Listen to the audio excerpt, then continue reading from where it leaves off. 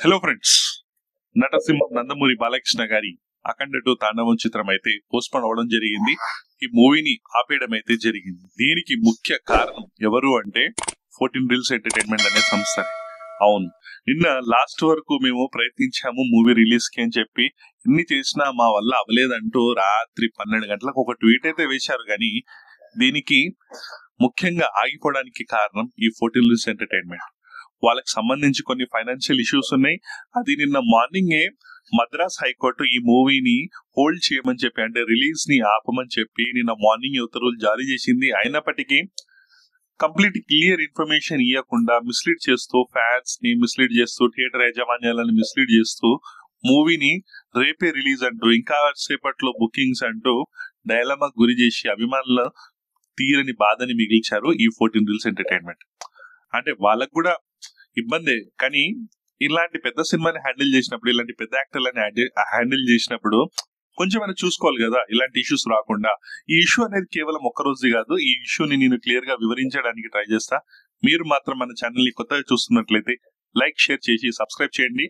And hype button కూడా ఉంది, hype మాత్రం చేయండి. హైప్ చేస్తే ఇంకా చాలా మందికి రీచ్ అయితే అవుతుంది. ముఖ్యంగా బాలయ్య గారి అభిమానులు సారీ, మీరు మాత్రం జై బాలయ్య అని చెప్పి కామెంట్ చేయండి. మళ్ళీ దీనిపైన ఒక కొత్త అప్డేట్ ఉంది, ఎప్పుడు రిలీజ్ అవబోతుంది అనేది, అది కూడా మనం ఈ రోజు మాట్లాడుకుందాం. అయితే 14 రీల్స్ ఎంటర్టైన్మెంట్ అనే సంస్థ 2009-10 మధ్య కాలం నుంచి 2014-15 మధ్య కాలంలో కొన్ని సినిమాలు అయితే తీయడం జరిగింది. అందులో ముఖ్యంగా మహేష్ బాబు గారి సినిమాలు ఏవైతే దూకుడు, ఆగడు, 1 నేనొక్కడినే మూవీస్ ఉన్నాయి కదా, దానికి సంబంధించి ఫైనాన్స్ ఇష్యూస్. అయితే ఈ 14 రీల్స్ ఎంటర్టైన్మెంట్ కి దూకుడు అయితే మంచి బ్లాక్ బస్టర్ అయింది, కానీ ఆ తర్వాత వచ్చిన 1 నేనొక్కడినే కానివ్వండి, ఆగడు కానివ్వండి, తీరని నష్టాలను తెచ్చిపెట్టింది ఈ 14 రీల్స్ ఎంటర్టైన్మెంట్ కి. దాదాపు చాలా అంటే డిజాస్టర్స్ టాక్ రావడం, ఆగడికి డిజాస్టర్ టాక్ రావడము, 1 నేనొక్కడినే కూడా మూవీ మంచిగా ఉన్న దాన్ని ఎంకరేజ్ చేయకపోవడంతో ఈ నష్టాలు, భారీ నష్టాలని 14 రీల్స్ ఎంటర్టైన్మెంట్ చూడడం జరిగింది.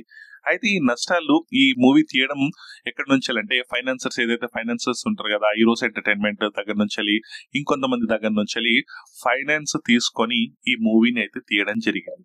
అయితే దీనికి సంబంధించి కొన్ని బకాయిలు ఉన్నాయి. ఆ బకాయిలు ఈ 14 రీల్స్ ఎంటర్టైన్మెంట్ హీరోస్ ఇంటర్నేషనల్స్ వాళ్ళకి ఇంకా తీర్చలేదు. దీంతో ఈ అఖండ మూవీ స్టార్టింగ్ లోనే హీరోస్ ఎంటర్టైన్మెంట్ కోర్టుకు వెళ్లి కేసు వేయడం జరిగింది. వేసిన తర్వాత ఏదైతే రిలీజ్ ఉందో రిలీజ్ ని కూడా అడ్డుకోవాలని చెప్పి అన్నది. అందుకే ఈ మూవీ September 25th కే రిలీజ్ అవ్వాల్సి ఉండగా దీన్ని పోస్ట్ పోవడం అయితే జరిగింది. ఈ పోస్ట్ పోన్ చేసిన తర్వాత మళ్ళీ ట్రై చేశారు. కోర్టు ఏం చేసిందంటే, ఈ మూవీని ఆపకండి, మీరు ఏదైనా ఉన్నా తేల్చుకోండి అని చెప్పి మొదటగా చెప్పింది.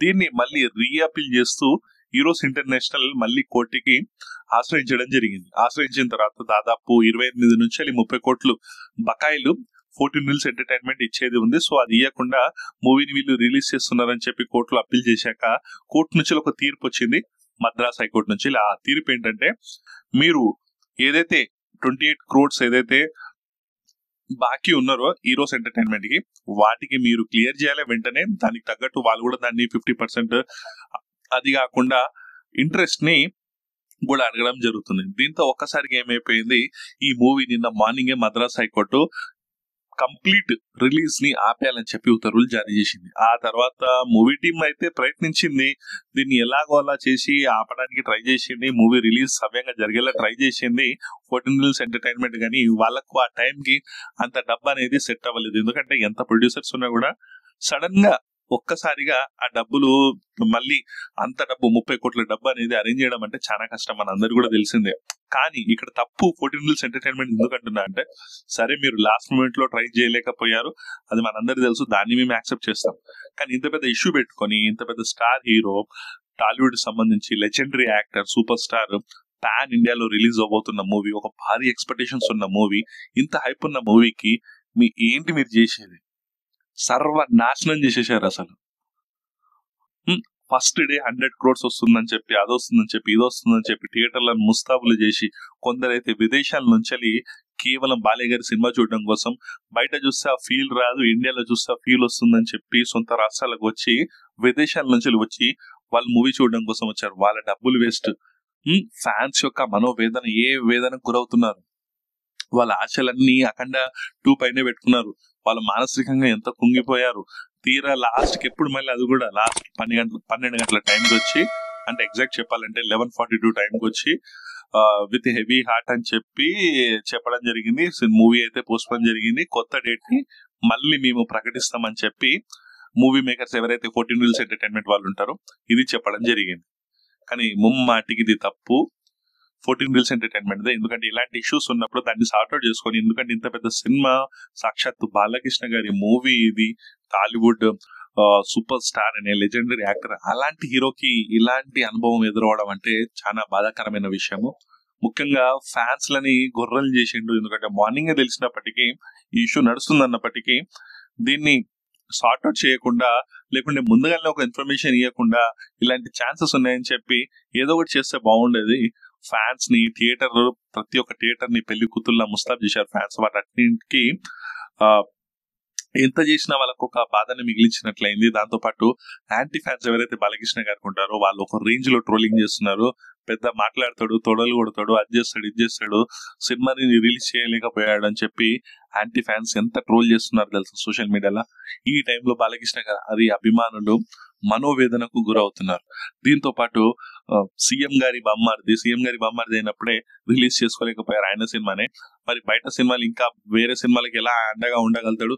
ఏమనంటే నేను సినీ పెద్దగా నన్ను పిలవలేదు, అది లేదు, ఇది లేదు అని చెప్పి మాట్లాడతారని చెప్పి ఏళ్ళ చేస్తూ కొంతమంది యాంటీ ఫ్యాన్స్ ట్రోలింగ్ చేయడం అయితే జరుగుతుంది. నిజానికి చెప్పాలంటే హరిహర వీరమల్లప్పుడు కూడా 40 crores ఫైనాన్షియల్ ఇష్యూ ఉండే, దానికి సంబంధించి కూడా ఆ మూవీ కూడా ఆగిపోతుందని చెప్పి అన్నారు. కానీ లాస్ట్ మూమెంట్ లో పవన్ కళ్యాణ్ గారు జోక్యం చేసుకుని దాన్ని సద్గమనియేలా చేసి మూవీని సవ్యంగా రిలీజ్ అయ్యేలా చేశారు. మరి ఇక్కడ కూడా చేయొచ్చు, ఎందుకంటే సాక్షాత్తు సొంత బావని ఆంధ్రప్రదేశ్ చీఫ్ మినిస్టర్, మరియు ఏదైతే గవర్నమెంట్ ఉందో అది పార్ట్నర్షిప్ లో ఉన్న గవర్నమెంట్, అంటే ఉమ్మడి గవర్నమెంట్ ఏదైతే బీజేపీ, జనసేన, టీడీపీ ఉంది కదా, కావాలంటే తలుచుకొని సెంట్రల్ లో మాట్లాడి మూవీని ఎలాంటి ఇబ్బందులు లేకుండా ఫైనాన్షియల్ ఇష్యూస్ ఏదైతే ఉన్నాయో దానికి కొంత టైం అడిగి కోర్టు నుంచి పర్మిషన్ తీసుకుని రిలీజ్ చేసే ఛాన్సెస్ ఉన్నాయి. అయినప్పటికీ కూడా పాపం బాలకృష్ణ గారికి ఇలా ఎందుకు జరుగుతుందో, బాలకృష్ణ గారికి రిలీజ్ కాకుండా చేయడం అయితే జరిగింది. ఇక్కడ బాలకృష్ణ గారికి హెల్ప్ అయితే ఎక్కడి నుంచే లేదు, ఇండస్ట్రీ నుంచి లేదు, గవర్నమెంట్ నుంచి లేదు, ఎక్కడి నుంచే లేదు పాపం.